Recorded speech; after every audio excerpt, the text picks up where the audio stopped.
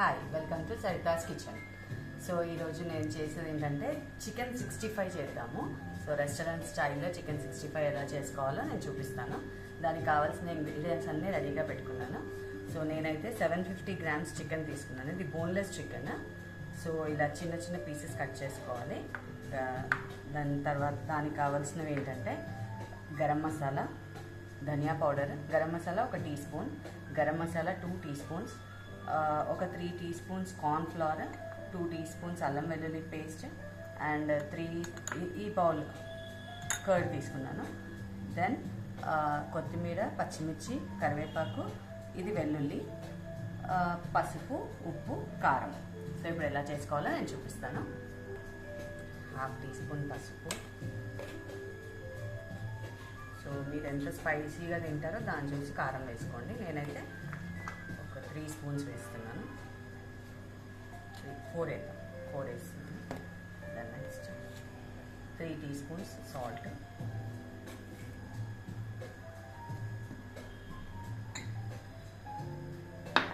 గరం మసాలా ఇందాక చూపించాను కదా, 1 టీ స్పూన్ గరం మసాలా, ధనియా పౌడర్,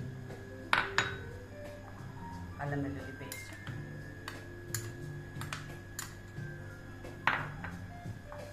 కార్న్ ఫ్లోర్,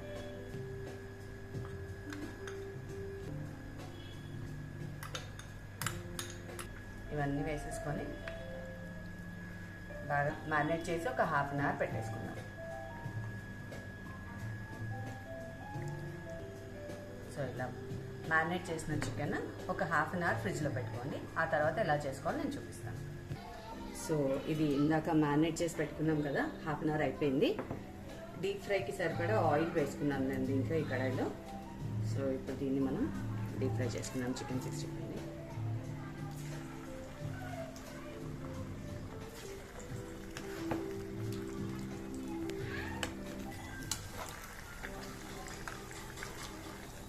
సో ఇలా డీప్ ఫ్రై చేసుకోవాలి. సో ఇలా ఇవన్నీ కూడా అలా డీప్ ఫ్రై చేసుకోండి.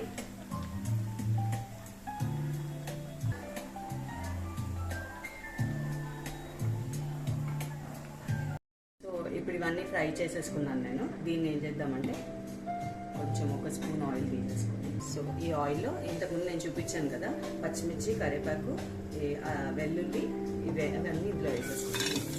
కొంచెం ఫ్రై అయ్యాక ఎవరికైతే టమాటో కెచప్ ఇష్టపడతారో వాళ్ళు కొంచెం కెచప్ కూడా వేసుకోండి. సో ఇది ఫ్రై అవ్వగానే ఇప్పుడు ఇవన్నీ డీప్ ఫ్రై చేసుకున్న చికెన్ మొత్తం దీంట్లో వేసేసుకోండి. సో చూసారు కదా, రెస్టారెంట్ స్టైల్ చికెన్ 65 రెడీ. కొంచెం ఈ కొత్తిమీరతో గార్నిష్ చేసేసుకోండి.